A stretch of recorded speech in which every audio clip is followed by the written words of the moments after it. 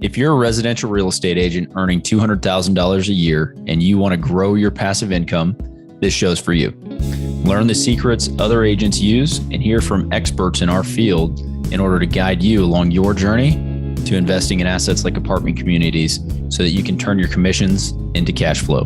I'm Randall McLeod. Let's go, baby. All right, welcome back. It's great to have you here today. Always love our conversations, and today we have a good one with Lisa Best. She is a home warranty rep and specialist with Armadillo. And as real estate professionals, as investors, we're always, not always, but maybe you should be including home warranties as part of your sales whenever you're selling them or whenever you have rental properties and that sort of thing. So Lisa and I discuss that. We dive into it, kind of look at what Armadillo has to offer compared to some other home warranty companies, how they've changed some of the strategies that they've employed. So have a listen on that front. Pretty unique sort of program that they've got. And then we just take the conversation, kind of meander around, talk about investing because she's been in real estate for a long time. She's got her license. She did some new home sales back in the 90s, and she's been rehabbing some houses. So a lot of information, and she's seen a lot. So it's good to have a conversation, just kind of see where she is now and then where she's going. So I asked her at the end, like what she's working on now and how she's looking for a certain type of house or investment and why she's looking for it and what's stopping her from doing it. So it's a good conversation on that front. If you are looking to invest yourself, kind of how I work through with her quickly, like, okay, what are you working on? What are you doing? Just kind of go down the line. In order to execute on the plan that somebody has in their mind and getting it out into actual action. So again, thanks for joining today. Great to have you. If you're getting value out of the show, please go on, rate and review. Helps us out a lot. And without further ado, let's jump in and talk to Lisa. Here we go. We're proud to be sponsored by Ridgeline Investment Group. Ridgeline has a track record of transacting more than $53 million in assets throughout Texas. Ridgeline is currently looking to acquire 100 to 200 unit Class B multifamily communities between 5 and 20 million in San Antonio, Temple, Waco, Tyler, and other Texas secondary markets. To learn more about Ridgeline Investment Group, visit www.ridgelineig.com. Well, let's jump back high level, kind of tell us who you are and what you're working on right now. In my intro, I do that a bit, but like, I also want to hear from you and kind of get where you are located and kind of how you made an evolution from the brokerage world into what you're currently working on. Okay. Well, I'm Lisa Best, and I currently work for Armadillo Home Warranty, which is a startup home warranty company. Came into the industry because they saw that there were some cumbersome pain points to traditional home warranty. Traditional home warranty is meant to be a great cost mitigator. So when you're talking wealth and trying to make money, it's a great cost mitigator, but traditional home warranty also has some difficulties because they have exclusions, and that's tough. So Armadillo came in and said, we can fix that. They came in with 80% less exclusions than traditional home warranty. So right off the bat, it's going to save more money. And in terms of reimbursing, letting you use your own contractor, another big, huge advantage. And when you use your own contractor, a lot of times with larger companies, the process to reimburse you takes forever. So with Armadillo, their process is Venmo, PayPal, or check. And they do that really quickly. So it's a great investment tool. It's a great cost mitigator. I got into it because my joy is to work with realtors. My background is real estate. I got my license 30 years ago, began in new home sales in the Triangle, North Carolina area, which is Raleigh-Durham, and worked in new homes for almost 8 years, and then went into general brokerage. And from there, went into deep dive housing data with a company called Metro Study, which is great. And then from there into home warranty with American Home Shield, 210, and now Armadillo. All right. Deep dive. All right. I want to know what the heck that was. Deep dive data, something like that is what you said. Yeah. All right. We'll talk about that, but let's go back and talk a little bit about the actual home warranty deal, because I know that's what I'm always curious. And that's why I want to bring you on, because we're as an investor and as a broker as well, the question always comes up, like, are you going to do a home warranty? Like, is it worth it? What is this thing actually going to do? And you spoke to one of the pain points, which is like, is this thing actually worth it? Because is it going to cover what I want it to cover? And Exactly. what I have found in my experience is a lot of times it says it's covered, and then you get the contractor that comes out from the home warranty company, and they're obviously trying to reduce costs as much as possible. That's really their what is it called? Their mandate. Yeah, they're And operating style. yeah, and so then they end up like, you definitely need a new water heater, and like any other contractor would tell you that, but they're like, I'm gonna go, put a band-aid on this thing and see how long this thing's gonna last. And so it's like, yeah. So anyway, I'm kind of curious. One thing I love is that you can use your own contractor, so you can get an outside perspective on what actually needs to happen. So just maybe speak to the exclusions that typical home warranty companies have. You said that you guys you got rid of 80% of them. So like, what did you guys add in? What is actually included now? Yeah, like we have a very, very small contract now. Our exclusions are very minimal. So with a typical home warranty, we'll give a scenario. You pay $700 for the year, and you've got your systems, which is considered HVAC, plumbing, electrical, water heater, and then appliances covered for the year. And that typically means repair and or replacement up to a certain dollar amount. So let's say it's $3,000 per system or $3,000 per appliance. So a typical warranty may say we cover the refrigerator up to $3,000, which that's significant. But when you get in there, they may say, except the ice maker, we don't cover that. Or we don't cover that particular part or piece. Or we don't cover the drawers, the shelving. We just cover the actual The box system stuff. Yeah. Yeah. And that's disconcerting because, as we all know, the ice maker is always the first to go in the refrigerator.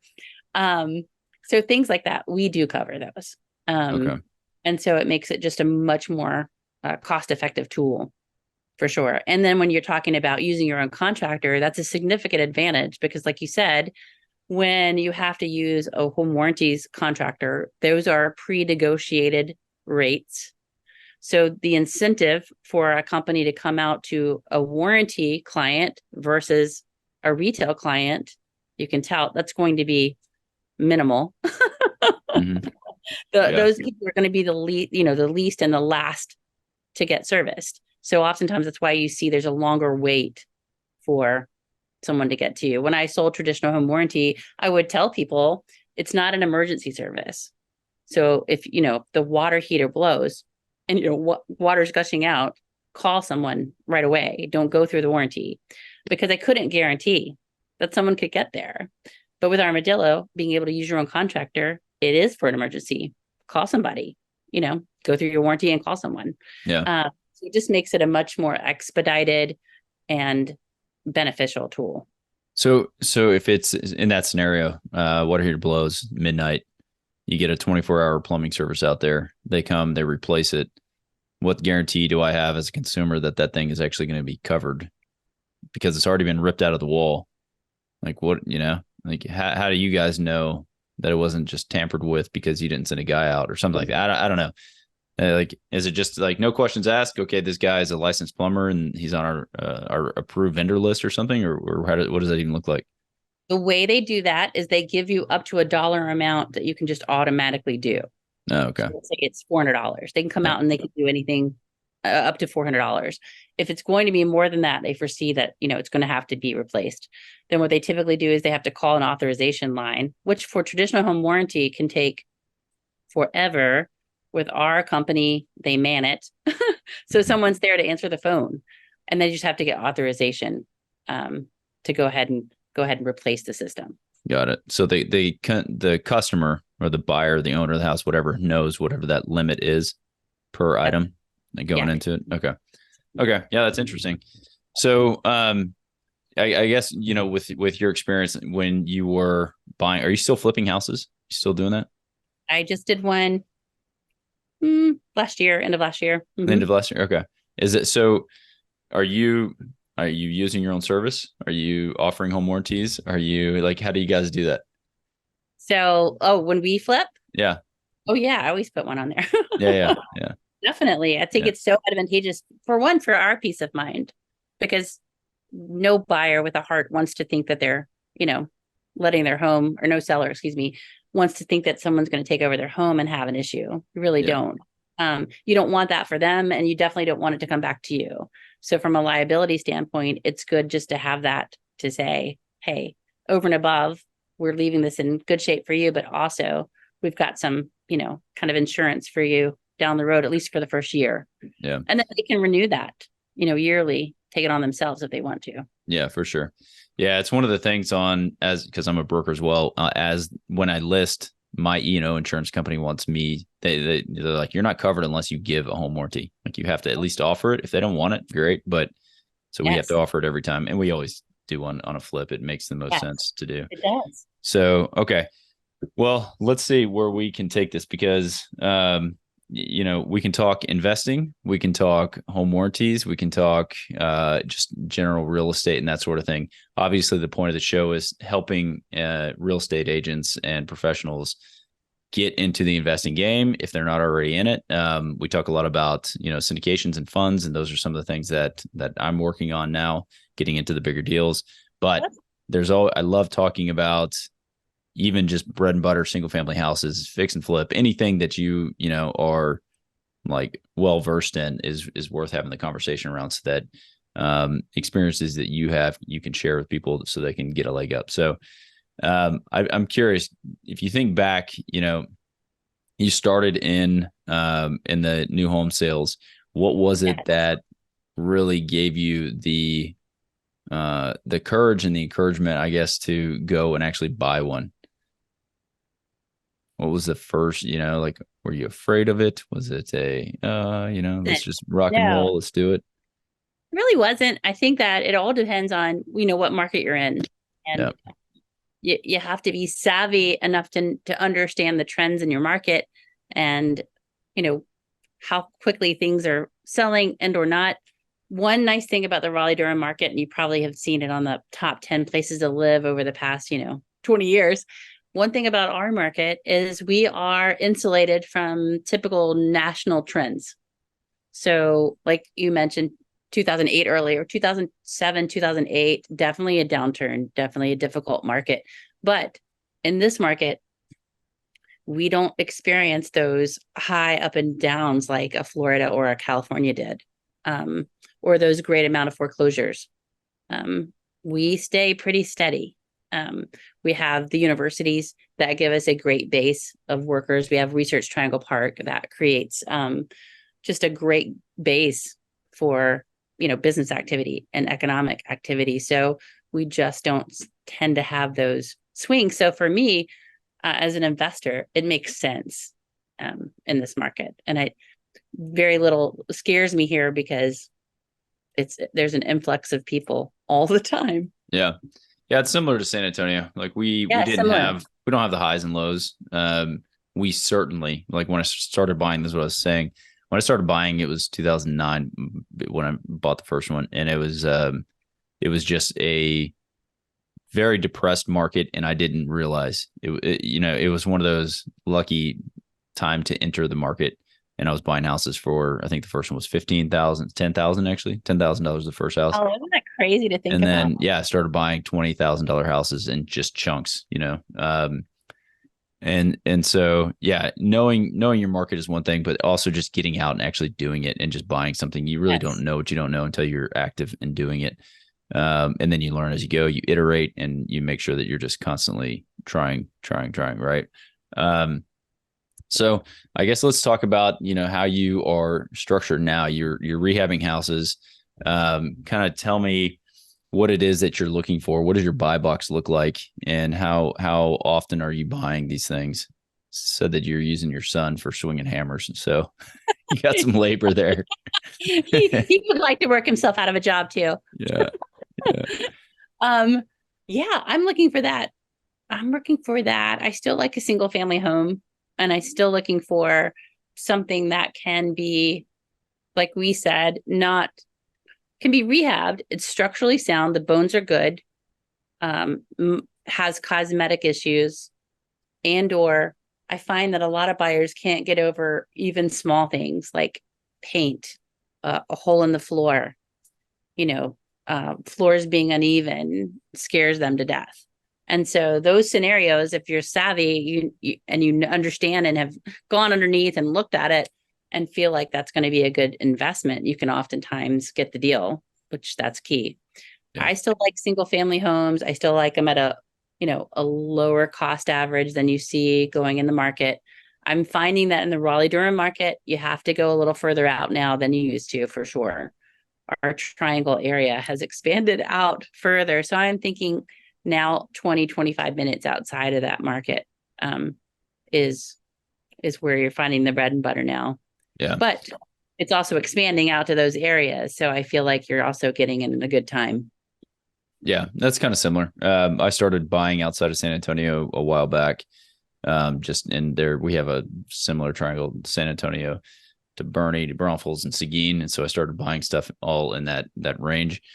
And recently we just started looking at buying land and putting mobile homes on those properties, just because it's, again, my whole thing was get rid of the contractors and get rid of the, the long time frame it can take to rehab a property because of contractors. Like, oh man, I'm going to go find another job while I'm working on your job. I need another down payment. So, it's like, so since you have rehabbed some houses, let's talk some war stories then.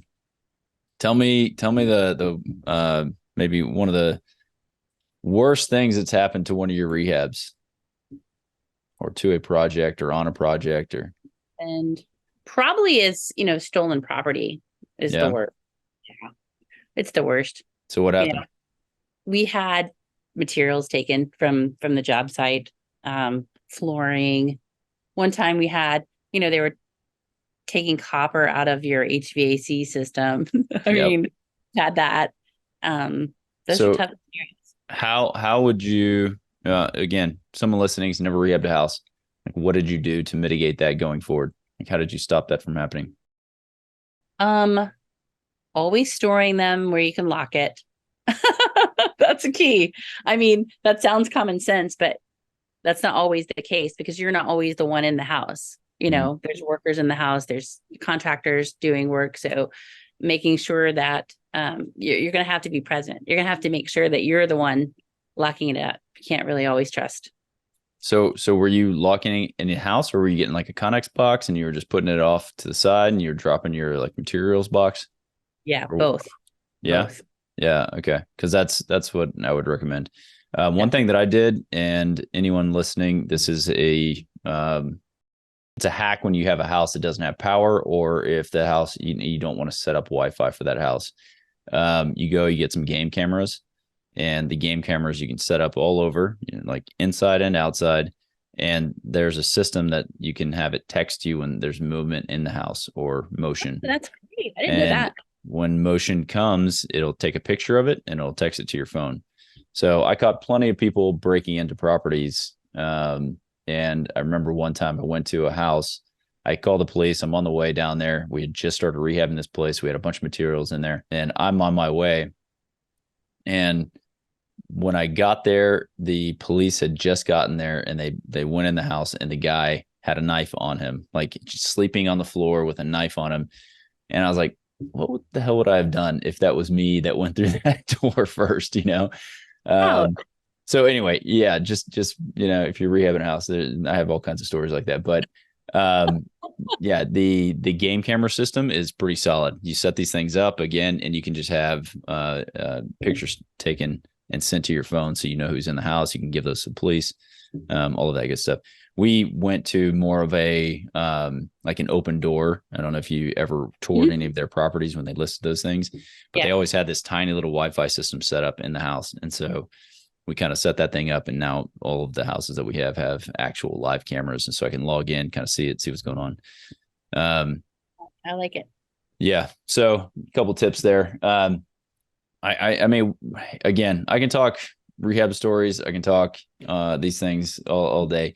I think because you are now focused on home warranties, let's really focus back on the home warranty side of things, right, and kind of figure out how a home warranty can best help realtors and best help investors on their deals. So let's start with the realtors first. Like, what's the rationale, I guess, for a realtor? Like, is there a kickback system? You know, a lot of these times on deals, there's a fee that the realtor is getting for promoting a certain provider. So like, what's the most amount of money you see agents making on these things? Is it just nickels and dimes, or are they actually making a substantial amount over time if they're high volume? Well, with Armadillo, they took a little different track on that because of RESPA, of course. What we decided to do is we give realtors an 8% discount on any of the warranties anytime they use them. So we think that's just more significant, is having the discount. And Okay. it's not just for them and their own properties. If they want to buy one for their, an investor they're working with, or, buyer seller, whatever, they can purchase that and still get the discount, which we thought was more significant really than giving them something back. And also in North Carolina, you have to disclose that. So it's just it's uncomfortable. So we thought the discount is the way to go. Okay. And also here for Armadillo, we cover a listing. Let's say you have an investor and you help them purchase the property and they're going to use you to list it again. We will cover, if that seller is going to offer the buyer a warranty, we'll cover that listing while it's listed for up to $1,500. That's just included. Okay. The buyer gets the home and they take it from that point on for a year. That's a separate warranty. The seller's warranty is separate from the buyer's, but it's there for the life of the listing. And so that's a very significant way to help your seller to save money. You can be the hero as long as it goes on when it's listed and it's not, after the home inspection. It has to be put on, when it's listed. Put on when it's listed. So it's a fee that's charged. It's not like you're doing it for the realtor because they're a customer or because they're your client. It's still, there's a charge associated with it for There's the no, listing. the only charge is if they make a service call. The service call is $100, but the $1,500 coverage goes on there. It's just a benefit of being able to have the buyers have the coverage for a year. Does that make sense? No, it doesn't. So no. Okay. So I'm going to go list 123 Main Street and I call you and say, hey, okay, I've got a new listing. Go ahead and activate that seller's policy. Yes. What are you charging me? Nothing at that point. It's essentially, I just have to include, I'm guaranteeing that I'm going to pay for a warranty once it closes. Correct. What if it doesn't sell? That does happen occasionally, and there's no charge unless there was a service. Okay. Okay. So it's up to $1,500. Okay. Yeah, that's interesting. Okay. So again, with the investors, if I'm buying a property and I've got a rental property, and I've got a policy, like what kind of coverage do you guys have? Pools, coverages? Do you have everything that would be necessary for like an Airbnb? All of that?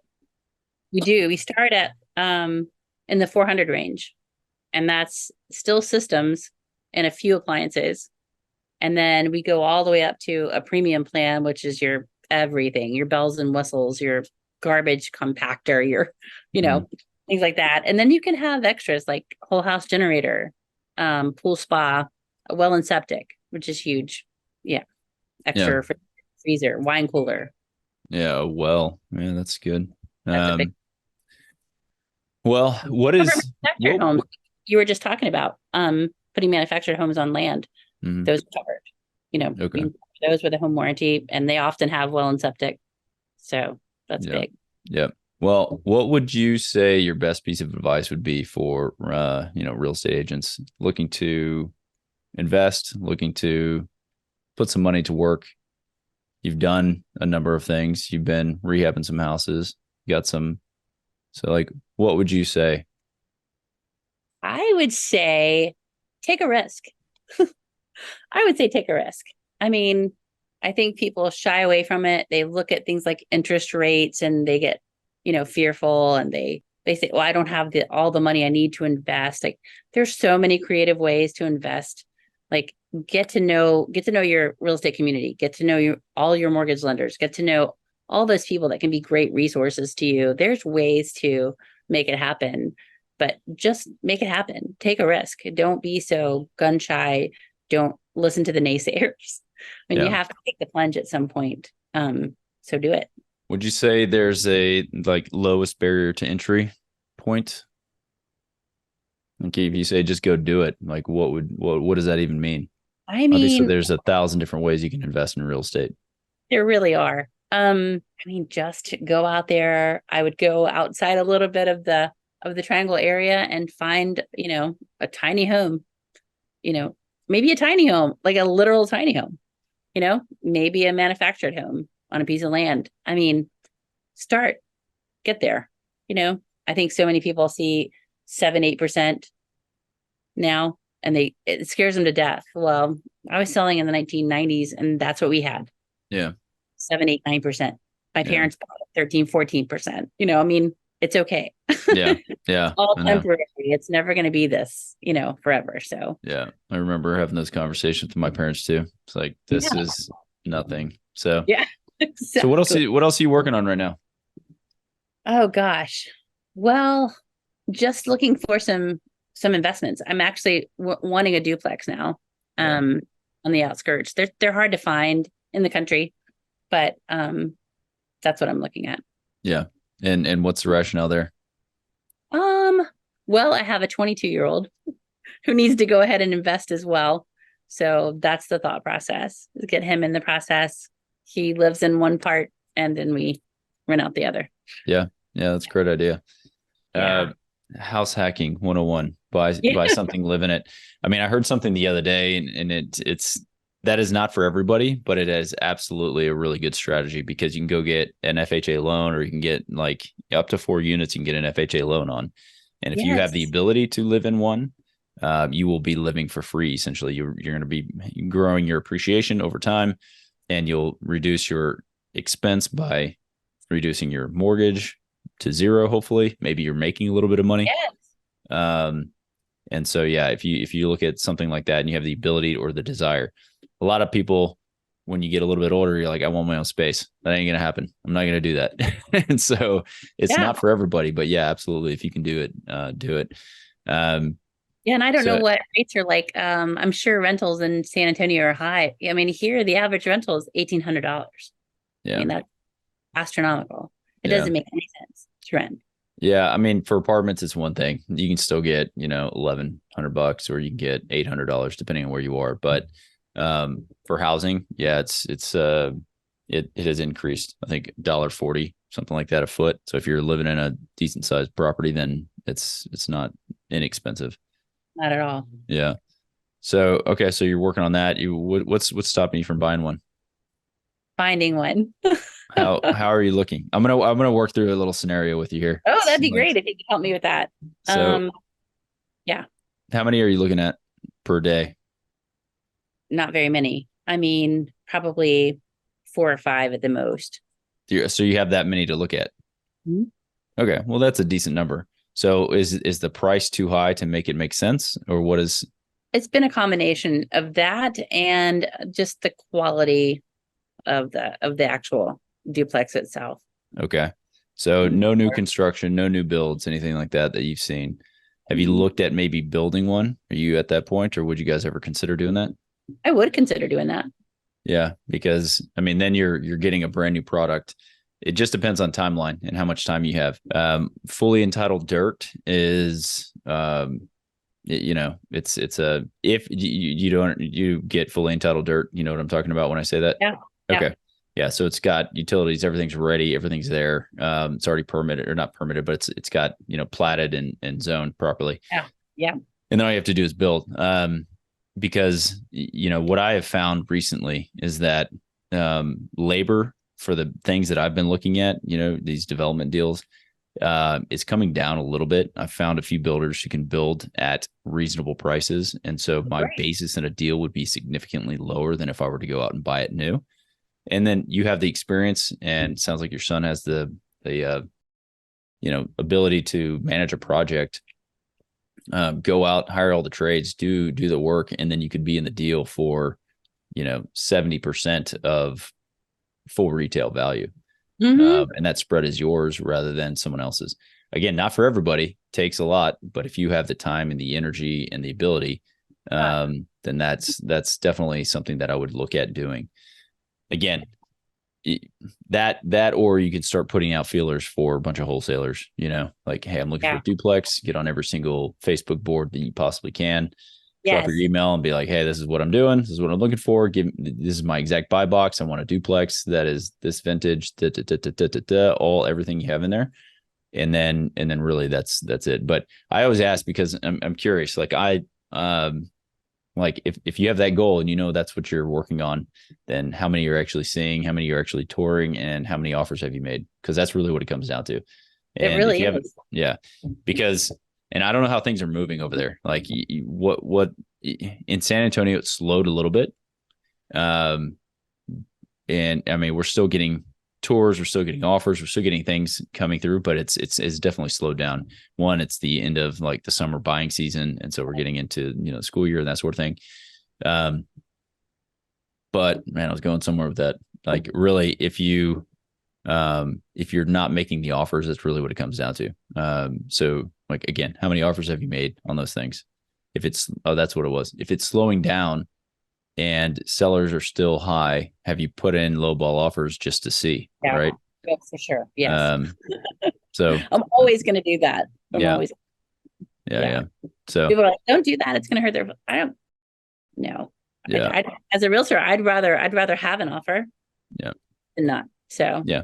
I mean, it's just it's kind of a starting point, but it's also like, hey, this is what I can pay for. I'm not trying to offend you. If it makes sense, great. We can do the deal. If it doesn't make sense, no problem. If things change in the future, just give me a heads up and let me know, and we'll revisit it at that time. If we still have the capital to deploy, then maybe it'll work if you guys come down on your price, but I can't guarantee anything. Exactly. That, like verbatim, if you guys say that to a lot of other brokers or agents or home sellers or that sort of thing, I mean, that is really the pitch and the sales pitch to get deals done. So yes, I appreciate that. I mean, as a realtor myself, I appreciate the honesty. Yeah, for sure. So anything else you want to cover before we jump off? No, this has been great. I really do appreciate the opportunity. It's been good. Yeah. I've learned some things too. I've got some new tools in my pocket as well. Good catching up. If you guys want to catch up with Lisa, her contact information is in the show notes. You can email her or call her. And we really appreciate you coming on, sharing your knowledge today, and telling us all about yourself and what you're working on. Thanks so much. Appreciate it. Have a good one. You too. Bye. Did you know that 80% of the agents we speak with got into real estate in order to gain passive income so they could obtain financial freedom and become work optional? If you want to stay up to date, the best way is to make sure you're subscribed. So if you haven't done that, go ahead and do it now. We'll catch you on the next episode.